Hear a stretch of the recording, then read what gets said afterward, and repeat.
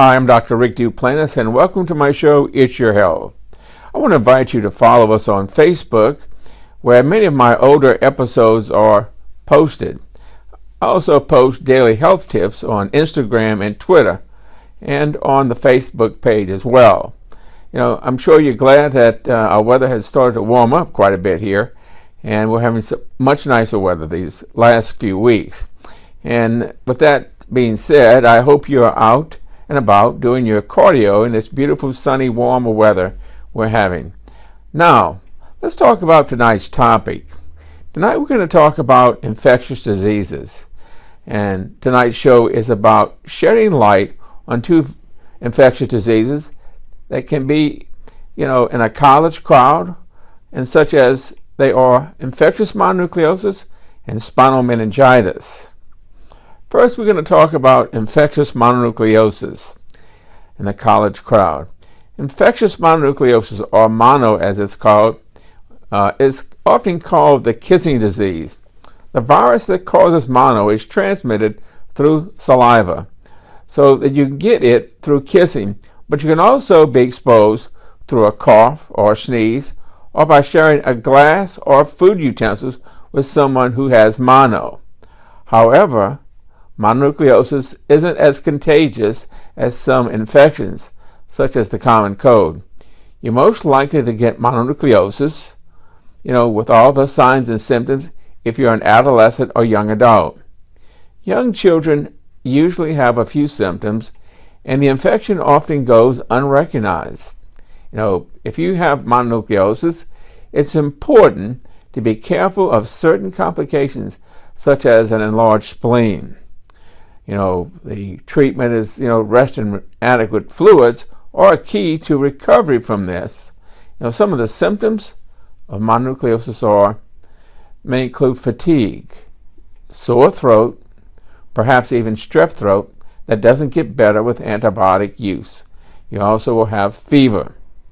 You'll develop swollen lymph nodes in your neck and your armpits, and then be very, very sensitive. You can have swollen tonsils, you can have headaches with mono, skin rash, and like I had mentioned, you can have an enlarged spleen. The virus has an incubation period of approximately 4 to 6 weeks, although in young children, this period may be shorter.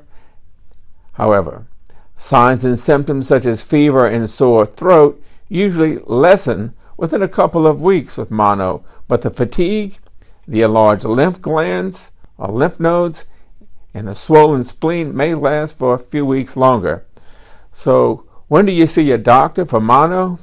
Now, if you've been experiencing the above symptoms, and you may have mononucleosis. So, if the rest and healthy diet don't ease your symptoms within a week or two, or if your symptoms reoccur, see your doctor at once. I always want you to know that, whenever you're in doubt, definitely see your family physician.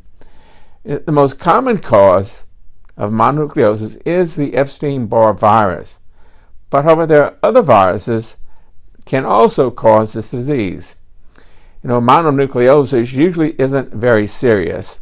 Most adults have been exposed to the Epstein Barr virus and have built up antibodies to it. They're immune and won't get the mononucleosis again a second time.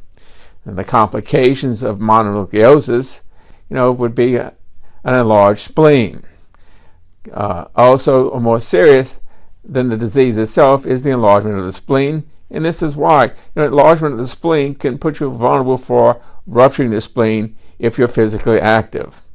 Mono may cause this enlargement, and in extreme cases, your spleen may rupture, causing sharp, sudden pain in the left side of your upper abdomen. If such pain occurs, seek medical attention immediately. You may need surgery. Liver issues may occur with mononucleosis. Sometimes they do. Problems with your liver may also occur, such as a little liver inflammation we call hepatitis. You can get that with mono. It might be one of the things that you experience with it. You may experience mild liver inflammation, we call hepatitis, jaundice as well, which is a yellowing of your skin and yellowing of the whites of your eyes, the sclera. This can also occur occasionally in mononucleosis. Now, some of the less common complications of mononucleosis can result in the following, such as anemia, which is a decrease in red blood cells and the hemoglobin and unrich protein in the red blood cells. You can also get a decrease in platelets, a term we call thrombocytopenia. This is a low platelet count. Platelets are involved in the clotting of blood, the normal clotting of our blood. Heart problems. An inflammation of the heart muscle called myocarditis can occur. Complications involving the nervous system, meningitis, encephalitis, Guillain-Barré syndrome, swollen tonsils, which can block breathing when you have swollen tonsils.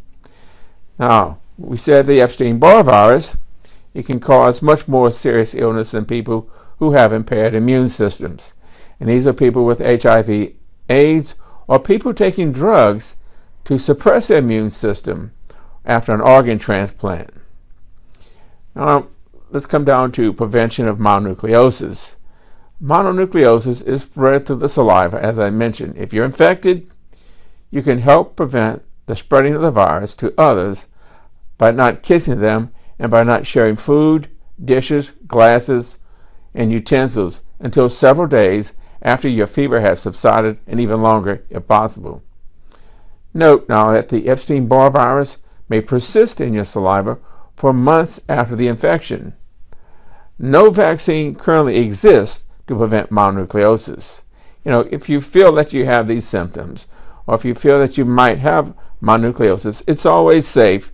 Either go to the ER and be checked out, or see your family physician for these type of symptoms.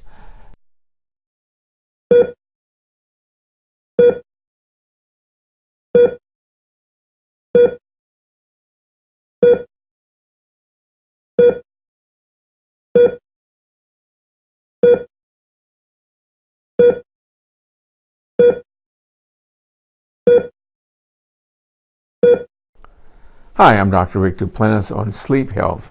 Irritability is a big sign for poor sleep. One study limited people to 4.5 hours of sleep a night for a week. They resulted in more stressed, angry, and mentally exhausted people. They felt better when they had returned to their normal sleep schedule. I'm Dr. Rick Duplantis. Have a good day. Hi, Dr. Rick Duplantis. Today we're talking about sleep and good health. When you get a good night's sleep or rest, your body can properly control the various hormones that it produces. That affects how hungry you feel. There's a hormone called ghrelin and leptin, which are released while we sleep at night. Without them, you may feel the urge to eat more than you need, which can make you gain weight. I'm Dr. Rick Duplantis. Have a good day. Hi, Dr. Rick Duplantis with a little health tip on sleeping. After a sleepless night, you may be more likely to pick that cheeseburger and fries over a salad for lunch. A sleep-deprived brain is more likely to crave unhealthy snacks and meals. It may be very much that the judgment and decision-making process aren't as sharp when you're tired. Much less, it makes it easy for you to order and desire other foods. If you're not getting good sleep, your skin may soon show it. Some studies have found a link between lack of sleeping and acne, perhaps related to how sleep controls hormones in your body. Sleep deprivation, although hurts the immune system, it leaves your body open to many different issues. Dr. Rick Duplantis. Have a good day.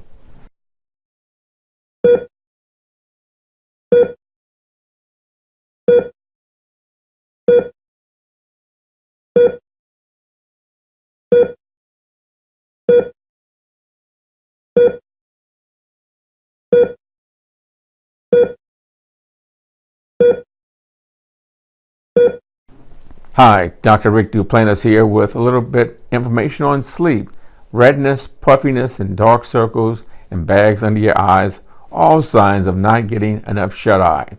The sleep-deprived individual tends to get more wrinkles, actually, more lines and more swelling and droopiness. Studies show this. It may be that your body misses out on the hormone, the growth hormone, which is something that does a lot of tissue repair, and this happens while you're in the deep stages of sleep.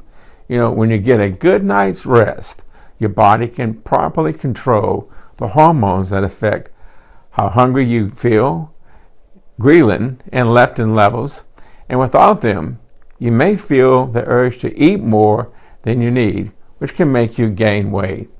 I'm Dr. Rick Duplantis. Have a good day. Okay, we're back now, and we're talking about meningitis, and I'm Dr. Rick Duplantis. If you tune into the show late, we're talking about infectious mononucleosis tonight and meningitis. So if you are tuning in on the second half only and you want to see the first part, you can tune in on Friday night at 8 p.m. on Cox Cable Channel 16. Now to resume with our talk on infectious disease, part 2, the meningitis signs. Okay, there was a recent outbreak of meningitis on a few college campuses, and this makes parents nervous, of course, when this occurs. And the big question that parents usually raise at this time is, if my child gets vaccinated, are they okay? Are they protected against spinal meningitis? Well, the answer, unfortunately, is not always.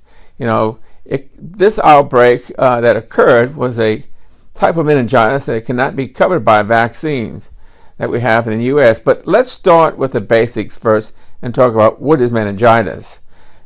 Meningitis is a serious, sometimes life-threatening infection of the protective membrane surrounding the brain and the spinal cord. It is one of those very serious diagnoses that, if suspected in the ER, we act on it quickly, usually with a spinal tap to look at the test, the fluid around those membranes, and immediately IV antibiotic treatment is administered if that's the case.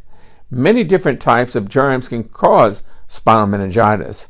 One of the most serious bacterial meningitis infections is due to a bacteria called Neisseria meningitis, also called meningococcal meningitis. Now, according to the Centers for Disease Control, the CDC, 2009, there were about 2,000 to 3,000 cases of spinal meningitis in the United States, and this resulted in about 110 deaths. It is an aggressive infection that can be fatal within 24 hours. Other serious forms of the meningococcal infection occur when the bacteria gets into the bloodstream and causes sepsis. This is a major infection, and this often can cause gangrene of extremities. Survivors can have permanent brain damage, deafness, and kidney failure, and some may require limb amputations. How is spinal meningitis spread? This very contagious disease is spread through close contact with shared secretions such as coughing, kissing, or sharing eating utensils and drinking glasses. That's why it's so easily spread on college campuses, especially in the dormitories. College students are also thought to be more at risk not only from their cramped living quarters, but also their lifestyle while away at school. So while college students are more at risk, adults are also susceptible to the infection and should be aware of the symptoms and the warning signs of its onset. Why wasn't this outbreak prevented by vaccine? Well, there are 12 known serotypes of strains of meningococcal bacteria, but A, B, C, Y, and W cause most of the spinal meningitis infections in the U.S. We have an approved vaccine by the brand name of Menigitis that covers about 4 of the 5 serotype groups of A, C, Y, W, which are the most common causes of meningococcal disease in the United States.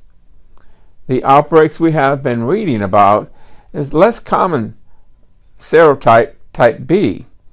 However, because the CDC's Advisory Committee on Immunization Practices recommends that all college freshmen get vaccinated before matriculation, and this serotype B is one now emerging in the recent college outbreaks. This is the serotype that causes the disease at Princeton and the University of California at Santa Barbara. There is a vaccine for serotype B made by Novartis called Bexsero. It is approved and is being used in Europe and Australia, where this serotype has been more prevalent and common. The CDC on meningitis and vaccine preventable diseases, their colleagues suggest that the leading and coordinating effort between the universities and the state health departments, including the FDA as well as the pharmaceutical companies, Novartis, to bring this vaccine into the U.S. to help further contain this outbreak. So the many health agencies in the United States, coupled with the pharmaceutical company Novartis, have partnered together in trying to bring this vaccine to the United States for us to aid in prevention of meningococcal meningitis.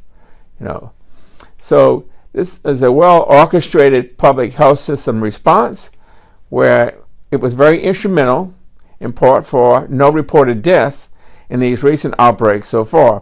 While there is work on the development of a vaccine in the U.S. that actually covers all 5 serotypes, early detection and treatment is the key message that all coordinating agencies want to get out to the public. So what, if anything, can parents do regarding spinal meningitis and to prevent it in their children? It's important to educate our children in college and ourselves about how to prevent the communicable diseases in general by getting plenty of rest, eating well, and discourage any sharing of food or drinks. However, it is even more important to know the warning signs and symptoms to recognize meningitis early. The signs and symptoms of spinal meningitis are high fever, headache, vomiting, a stiff neck, and a sensitivity to light we call photophobia. These are the indications to get an emergency room checkup right away. If you have any of these symptoms, if children have any of these symptoms, do not hesitate to go to the emergency room and get checked out immediately. By the time you see the symptoms of septicemia, which is a bloodstream infection, such as symptoms of cold hands and feet with rapid breathing and severe muscle aches and pains with a purple rash, this is very, very dangerous signs of advancement of the disease. Remember, it's better to play it safe. Go to the emergency room when in doubt to get checked out for this dreadful disease. Okay, I hope that you have enjoyed the show and that you have learned some valuable information about these 2 communicable infectious disease processes. I want to remind you also as well to like us on Facebook at Dr. Richard Duplantis and follow us on Instagram and Twitter. Many of my shows in previous episodes will be posted on Facebook at the Dr. Richard Duplantis Facebook site. I want to thank you tonight for tuning into my weekly show, It's Your Health. Note that we premiere every Monday night at 8 p.m. on Channel 16 on Cox Cable. Note also that the show airs at 8 p.m. on Friday nights in a rerun of the show from the Monday night show. I want to wish you a very pleasant good evening and a very good night. God bless.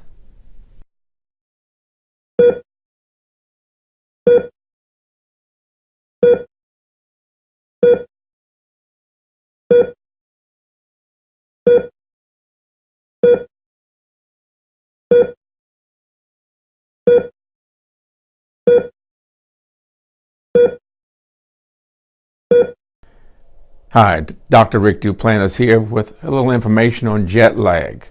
It's also known as time zone change syndrome. Desynchronisis occurs when people travel rapidly from east to west or from west to east in an aircraft. This time zone change causes problems in our sleep cycles, causing a circadian rhythm disorder. Symptoms of jet lag can include insomnia, irritability, and headaches. It's often thought that taking melatonin helps to improve this condition. I'm Dr. Rick Duplantis. Have a good day. I'm Dr. Rick Duplantis with a health tip today. We're going to talk about melatonin in the pineal gland. You know, the pineal gland, once called the third eye, it's a small gland located deep in the center of the brain. It's named for the pine cone shape of the gland. This gland secretes melatonin, which plays a role in the body's internal clock and for sleep regulation. As we age, there is a decline in the production of this hormone, melatonin. The pineal gland was one of the last brain organs to be discovered and has been the subject of much mythology and speculation. The 17th century French philosopher René Descartes thought the soul was located in the pineal gland. Now, the pineal gland actually produces melatonin. It helps us to get a good night's sleep.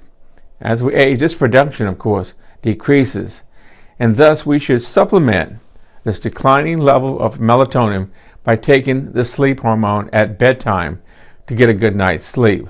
The usual dosage to start off with is usually 3 milligrams at night, and the maximum dose is 10 milligrams for a restful night's sleep.